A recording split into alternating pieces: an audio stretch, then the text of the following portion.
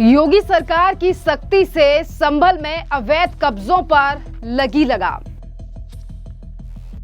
कब्रिस्तान की भूमि की पैमाइश पूरी, 22 अवैध कब्जों पर होगा एक्शन। उत्तर प्रदेश के मुख्यमंत्री सीएम योगी आदित्यनाथ ने संभल में अब जीरो टॉलरेंस की नीति का फिर एक बार इस्तेमाल कर अवैध कब्जों पर लगाम लगाई है। जी हां, दरअसल आपके लिए बता दें कि संभल में जामा मस्जिद के पास कब्रिस्तान की करीब 8 बीघा जमीन पर अवैध कब्जे की शिकायत कई महीनों से जिला प्रशासन के पास आ रही थी, जिसके बाद अब 30 दिसंबर 2025 को भारी सुरक्षा के बीच यहां पर पैमाइश का काम पूरा कर लिया गया है और पैमाइश के बाद पाया गया है जांच में कि 22 अवैध मकान और दुकानें पाई गई हैं और इसी के बाद अब प्रशासन ने इन 22 अवैध बिल्डिंगों पर एक्शन लेने की बात कह दी है। और इसी के साथ साथ संभल के डीएम राजेंद्र पेंसिया ने साफ कहा है कि अवैध कब्जाधारियों को नोटिस भेजकर अब दस्तावेज मांगे जाएंगे, सबूत नहीं देने पर सख्त कार्रवाई इन लोगों के खिलाफ अब की जाएगी। ये कार्रवाई पिछले एक साल की हिंसा से भी जुड़ी है, जिस तरीके से इसी जगह पर अवैध छतों से काफी ज्यादा पत्थरबाजी संभल की पुलिस के ऊपर हुई थी और ये मामला भी काफी ज्यादा गरमाया था, जिसके बाद सीएम योगी आदित्यनाथ ने काफी बड़ा एक्शन और जिन दंगाइयों ने पत्थरबाजी की थी उन पर एक्शन भी लिया गया था। इसी के साथ साथ आपके लिए बता दें कि संभल में जामा मस्जिद के पास से गाटा संख्या 32.2 की लगभग 4780 वर्ग मीटर कब्रिस्तान की भूमि पर अवैध निर्माण के आरोपों पर प्रशासन ने अब एक्शन ले लिया है। 29 अधिकारियों की टीम, जिससे कि तहसीलदार धीरेन्द्र प्रताप सिंह समेत लेखपाल और इसी के साथ साथ तमाम और अधिकारी शामिल थे और इन्होंने मौके पर पहुंचकर पैमाइश की है। तस्वीरों में आप देख सकते हैं कि प्रशासन के अधिकारी किस तरीके से पैमाइश का काम पूरा कर रहे हैं और इसी के साथ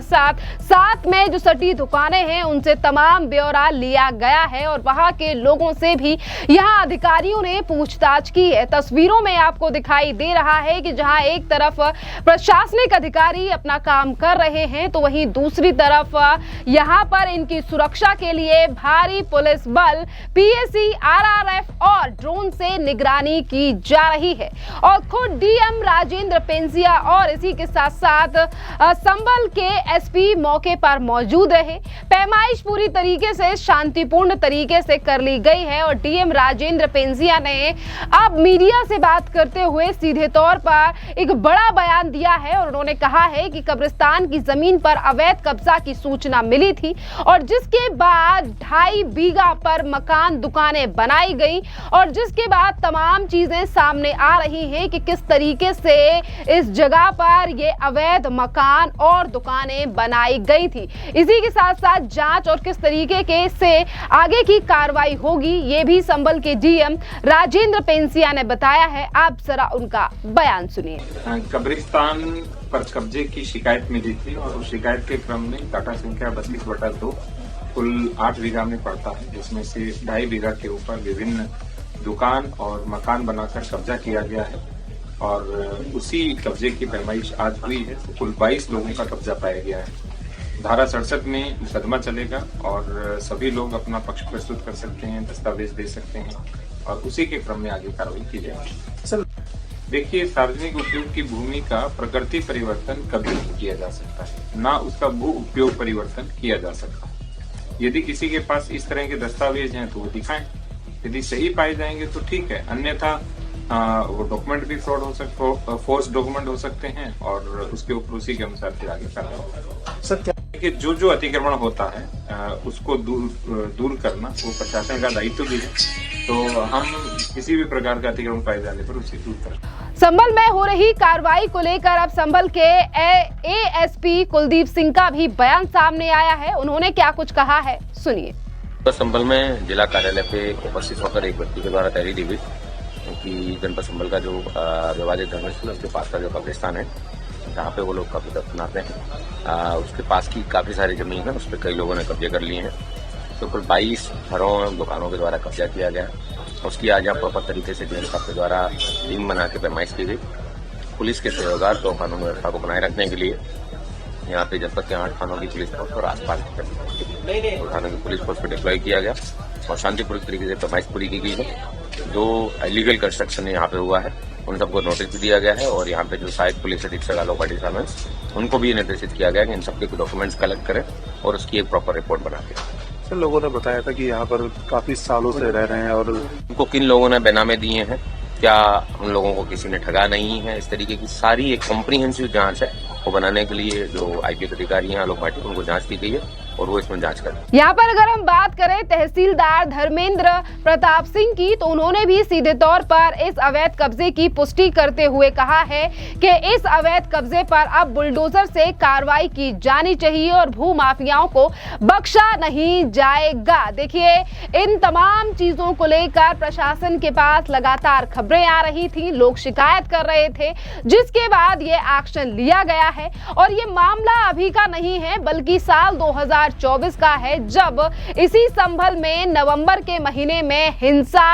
हुई थी और यहाँ ये भी आरोप लगा था कि इन अवैध निर्माणों की छत से काफी ज्यादा पत्थरबाजी हुई थी। योगी सरकार ने तब भी बड़ी कार्रवाई करते हुए अवैध कब्जों को हटाकर भविष्य में ऐसी घटनाओं पर रोक लगा दी जाए बात कही थी और प्रशासन ने कब्जाधारियों से वैध दस्तावेज मांगे हैं और जिन भी कब्जाधारियों के पास नहीं होंगे वैध दस्तावेज, अब उनके इन अवैध निर्माणों पर बुलडोजर की जल्द ही कार्रवाई होने वाली है। और आपके लिए बता दें कि उत्तर प्रदेश के मुख्यमंत्री योगी आदित्यनाथ अपनी जीरो टॉलरेंस की नीति के लिए जाने जाते हैं और योगी आदित्यनाथ की सरकार में और यूपी सरकार की अगर हम बात करें तो सरकारी जमीन पर अवैध कब्जे अतिक्रमण के खिलाफ लगातार एक्शन उत्तर प्रदेश में होता रहा है। संभल में ये कार्रवाई कानून की समानता और व्यवस्था की मजबूती दिखा रही है और कोई भी सरकारी या सार्वजनिक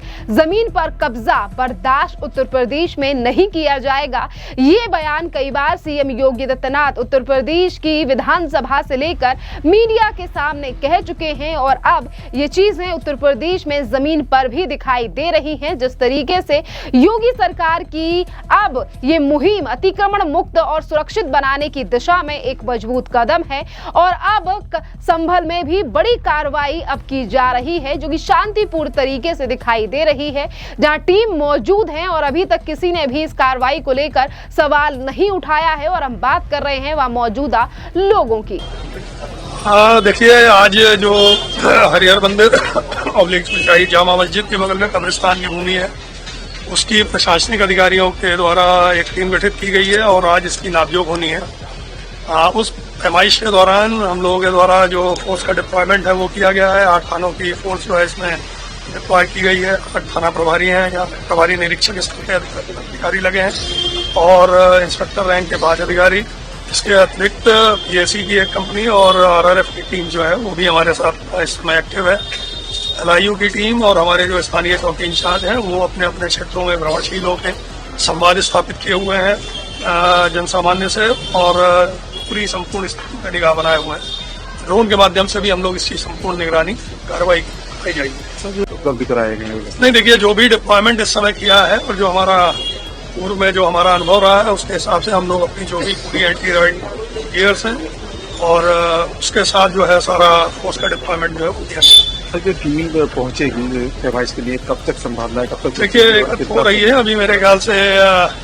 डीएम साहब या तहसीलदार साहब का आगमन हो गया है और वो टीम जो है अभी एकत्र करके शीघ्र जो है कार्रवाई करेगी। सर, सोशल मीडिया को लेकर क्या व्यवस्था है? सोशल मीडिया टीम्स जो हमारी है वो एक्टिव है। विभिन्न स्तरों पर जो हमारी टीम गठित की गई है वो लोग सोशल मीडिया पे भी निगाह रखे हुए हैं और उसके निगाह रखने के दौरान अगर कोई लाभप्रद जानकारी प्राप्त होती है तो उसके अनुसार हम लोग अग्रिम कार्रवाई करें।